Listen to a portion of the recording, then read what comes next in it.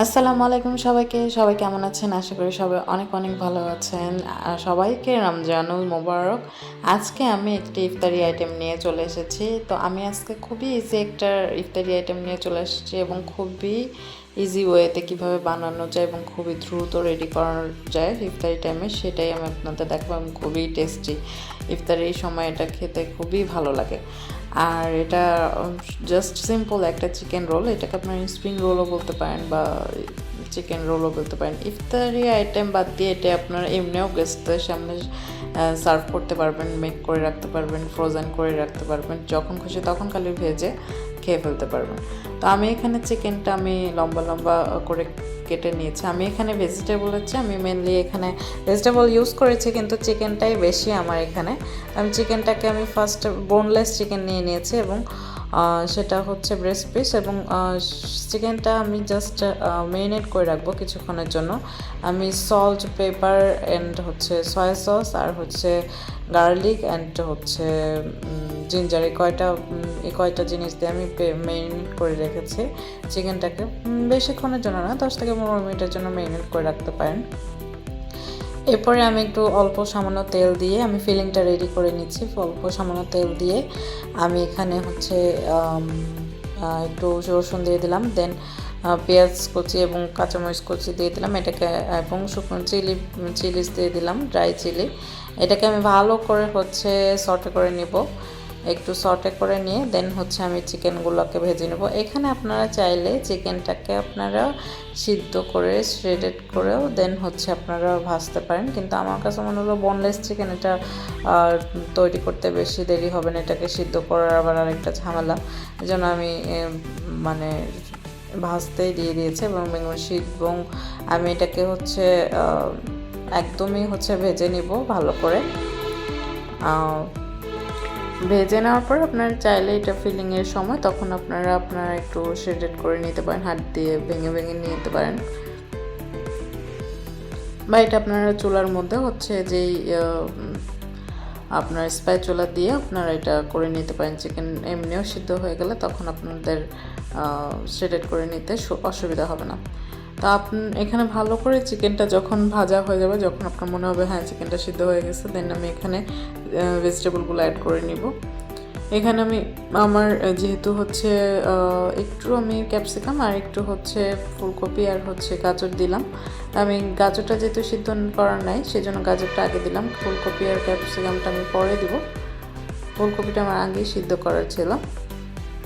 আমি এগুলো হচ্ছে অল টাইম নুডলস করার জন্য আমি এখানে এগুলো ফ্রোজেন করে রেখে দিই ফ্রিজে।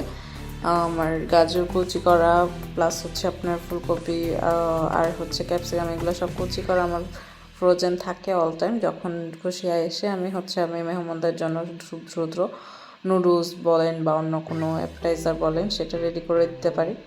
তো দেখুন আমি এখানে ফিলিংটা খুবই ইজি ওয়েতে আমি মেক করে নিচ্ছি। আমি কয়টা জিনিসই দিব, আর এইটুকু ফিলিং দিয়ে আমার হচ্ছে 7টা স্প্রিং রোল হয়েছে। আপনারা চাইলে বেশি করেও বানিয়ে নিতে পারেন, ভেজিটেবলের পরিমাণও বাড়ায় দিতে পারেন, টোটালি আপনার চয়েস।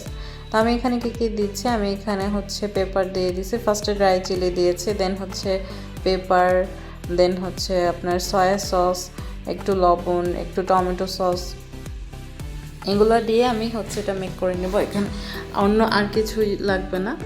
আর একটা জিনিস দেবো, সেটা আমি আপনাদের লাস্টে বলছি। এটাকে আমি ভালো করে কয়টা জিনিস দিয়ে ভালো করে আমি সর্টে করে নিব। এইটা কিছুক্ষণ 5 থেকে 10 মিনিট লাগে এই ফিলিংসটা রেডি করতে। দেখুন আমি যে চিকেনগুলোকে এখানে আমি হচ্ছে সর্টে করার সময় আমি চিকেনগুলোকে ভেঙে নিচ্ছি আরও। তো আমার এটা প্রায় রেডি। আমি 2 মিনিটের জন্য স্লো কুক করে নিব। দেন আমি এখানে হচ্ছে যেটা ইউজ করেছি, আমি এটা যেহেতু একটু ড্রাই, এটাকে একটু ময়েস্ট করার জন্য আমি এখানে একটু কর্নফ্লাওয়ার ইউজ করেছি। 1 টিস্পুন কর্নফ্লাওয়ার আমি 1 টেবিল স্পুন পানির সাথে ভিজিয়ে নিয়েছি, মানে আগে গুলিয়ে নিয়েছি। এটা গোলানোর পরে আমি এখানে কর্নফ্লাওয়ারটা দিয়ে মিশিয়ে 2 মিনিট আমি হচ্ছে একটু ঢাকনা দিয়ে ঢেকে রাখবো। দেন আমার ফিলিং কিন্তু রেডি। আর ফিলিংটা মানে খেতে আপনার বাইরের রোলের চেয়ে আপনার বাসার রোল আপনি এভাবে মেক করে দেখবেন, বাসার সবাই প্রশংসা করতে বাধ্য, বাসার সবাই অনেক পছন্দ করবে। আর এই স্প্রিং রোলের শীটটা বা হচ্ছে সমুচার শীট যেটাই বলেন, এই শীটটা হচ্ছে বাইরে ফ্রোজেন কিনতে পাওয়া যায়। তো আমি কিনে নিয়ে এসেছি। যদি আপনারা এটার রেসিপিও দেখতে চান তাহলে আমাকে কমেন্টে জানান, তাহলে আমি এটার রেসিপিও দেখাবো যে শীটগুলো কীভাবে মেক করা যায়। তা আমি শীটটা কিভাবে ভাঁজ করে নিচ্ছি রোলটা করার জন্য সেটা খুব ভালো করে দেখেন। রোলটার ভাঁজ করার মানে একটু টিকে আমি এটা যেহেতু 4 কোনা চাই, এখান থেকে আমি 3 কোনা চার একটা হচ্ছে এক জায়গা থেকে আমি হচ্ছে একটু ফিলিং দিয়ে দেন আমি ভাঁজটা শুরু করেছি। এই ভাঁজটা এভাবে করে নিতে হবে, না হলে হচ্ছে মানে ভিতরে ফিলিংটা হচ্ছে ভাজার সময় বের হয়ে যাবে, তো ফেটে যাবে। আর আমি এখানে যেটা দিয়ে আমি মানে বন্ধ করছি সেটা হচ্ছে একটু কর্নফ্লাওয়ার আমি পানি দিয়ে গুলিয়ে নিয়েছি। এটা দিয়েই আমি হচ্ছে শীটটা বন্ধ করার জন্য হেল্প মানে নিচ্ছি, না হলে হচ্ছে শীটটা একদমই শুকনো, এটা একটু ভিজিয়ে না নিলে বন্ধ করেন। চাইলে আপনারা এখানে ডিমও ব্যবহার করতে পারেন। দেখুন আমি কিভাবে করে নিচ্ছি, খুবই ইজি একদম, আপনারা দেখলেই এটা বুঝতে পারবেন এটা কিভাবে করে নিয়েছি। দেন আমি এরপরে আপনাদেরকে আমি এই শীট দিয়ে কিভাবে সমুচা করে নিতে হয়, সমুচা আমি রেসিপি দেখাবো ইনশাল্লাহ। যদি মানে এই রমজান মাসের সময় হয় তাহলে আমি ইনশাল্লাহ করে দেখাবো। দেখুন আমার শীট মানে আমার স্প্রিং রোল তৈরি করাটা কিন্তু শেষ। এরপরে আমি সবগুলো এক এক করে নিব। আপনাদের বোঝার সুবিধার্থে আমি আরেকটা করে দেখাচ্ছি ভিডিও। শীটটা কি পাতলা, আর এটা খেতে কিন্তু একদম মুচমুচে হয়, আর গরম গরম খেতে তো খুবই ভালো লাগে। আর এটা হেলদি, আপনারা চাইলে সয়াবিন তেলের জায়গায় অলিভ অয়েল দিয়েও এটা মেক করতে পারেন, তাহলে আরও হেলদি হবে। অনেকেই হচ্ছে ভাজা পোড়াটা অ্যাভয়েড করে, সেই কারণে পেঁয়াজ বেগুন এসব না খেয়ে একটু ডিফারেন্ট কিছু দিলে সবাই অনেক পছন্দ করে এবং খেতেও ভালো লাগে। সবসময় একই টেস্ট তো আর ভালো লাগে না। আর রমজানে তো আপনাদের ইফতারিতে অনেকেই চায় যে একটা কিছু থাকুকই, মানে হচ্ছে ভাজা পোড়া বা একটু ক্রিসপি টাইপ ভালো লাগে সবার খেতে।